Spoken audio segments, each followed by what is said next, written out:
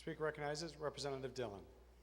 Thank you, Mr. Speaker. I rise in support of House Bill 4112, and I will echo some of the comments of my colleague from East Lansing, but I want to focus on an appropriation in the Department of Education budget. And I will say, I think it's good that we are, even though we are fixing some problems, it's good that we're doing it. And I hope we continue to hastily correct errors when we see them.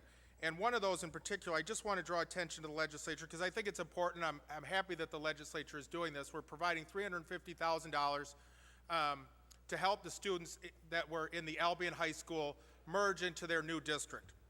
And I think it's important that we're doing that.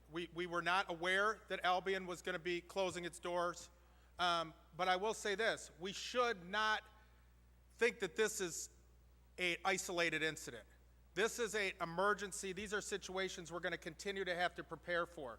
As we speak today, the Detroit Free Press and the state superintendent has met with legislators today. There's 55 schools operating in deficit situations in the state of Michigan. That's up from 49 just a couple weeks ago, we were told.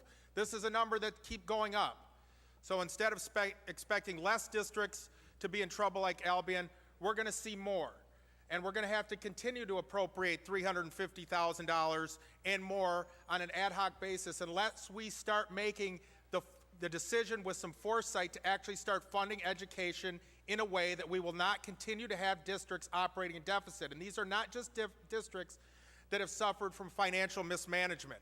As the superintendent explained this morning, these are districts like Mount Clemens, Brighton, Pinckney, White Cloud, not just urban districts, but districts that are suffering with deficits because of decisions that are made here in Lansing, not decisions that we can blame on their local school board or administration officials. So while I applaud the legislature and the sponsor of this bill for recognizing the urgent need to make sure that those kids in the Albion School District are able to have the resources to continue their education in a neighboring district, I want to caution all the members that don't think that this is not going to happen in the future. And when the next district suddenly shuts its doors, I hope we'll continue to have an appropriation for them. But beyond that, I hope in next year's school aid budget, we actually start planning in a way that we can anticipate districts that are going to go through this and make sure we give them the money up front to plan with instead of having to scramble on the back end. Thank you. I urge colleagues to support the supplemental. Thank you, Representative Dillon.